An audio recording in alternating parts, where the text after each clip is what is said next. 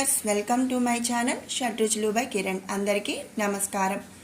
రేపే తొలి ఏకాదశి. తొలి ఏకాదశికి సంబంధించి ఎన్నో పురాణ కథలు అనేవి ఉన్నాయి. అందులోని కొన్ని కథలను మనం ఇప్పుడు తెలుసుకుందాం. ఏకాదశి రోజున ఉపవాస వ్రతంతో పాటు ఏకాదశి కథను వినటం, చదవటం కూడా మంచి ఫలితాన్ని ఇస్తుందని చెప్పి మన పురాణాల్లో చెబుతున్నారు.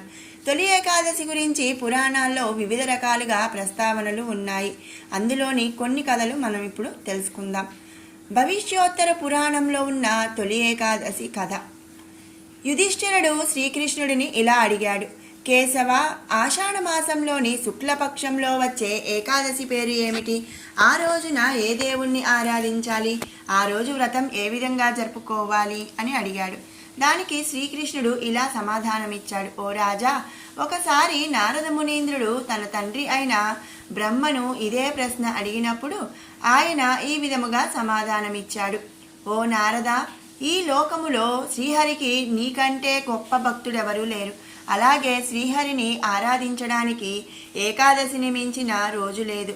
ఏకాదశి వ్రతాన్ని భక్తితో ఆచరించిన వారి అన్ని పాపములు కూడా తొలగిపోతాయి. ఆషాఢ శుద్ధ ఏకాదశిని పద్మ ఏకాదశిగా కూడా ప్రసిద్ధి చెందింది.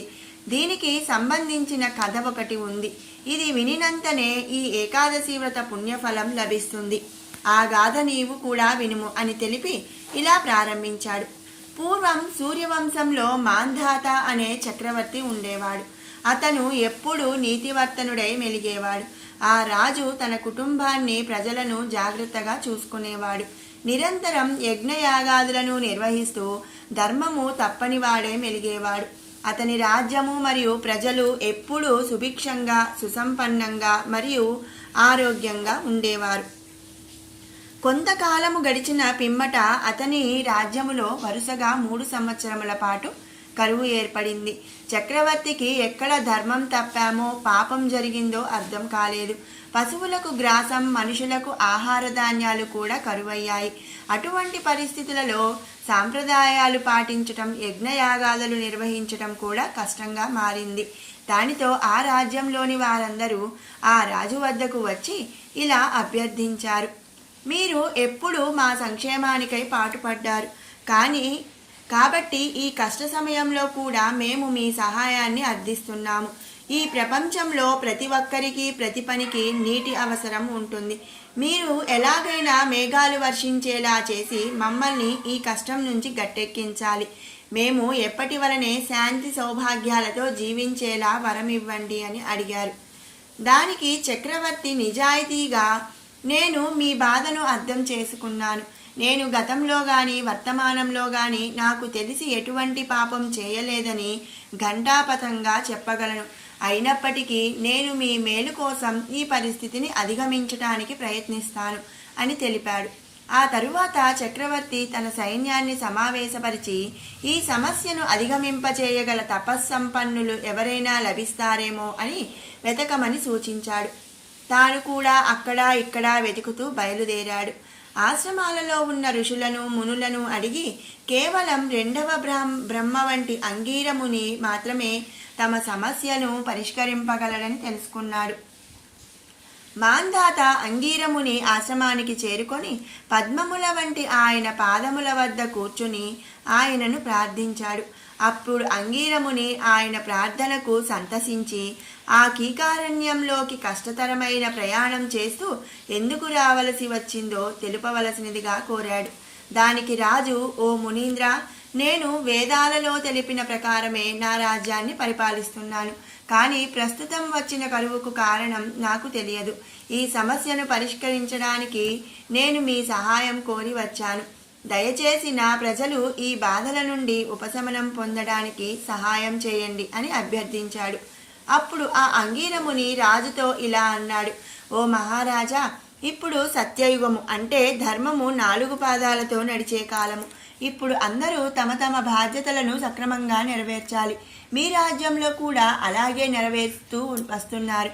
కానీ నీ రాజ్యంలో ఒక శూద్రుడు ధర్మ విరుద్ధంగా ప్రవర్తిస్తున్నాడు.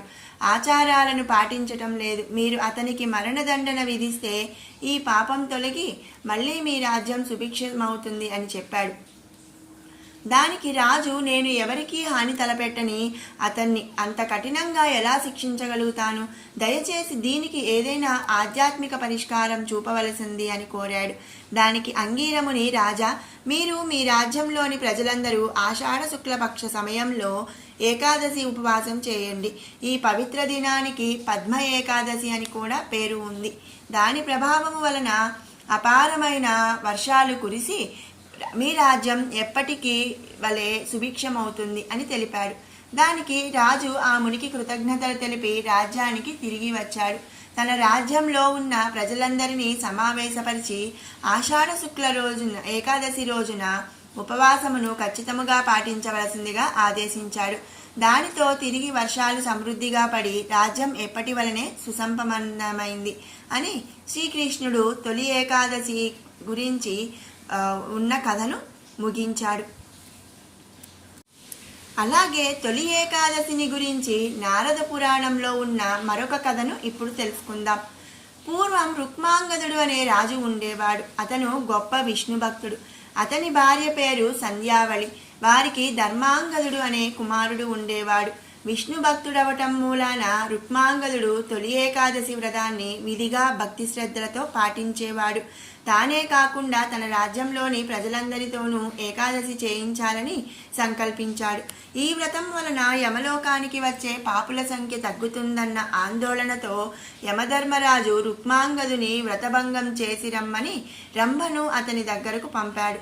రుక్మాంగదుడు ఆమె అందానికి ఆకర్షితుడై ఆమెను తనతో ఉండమని కోరతాడు.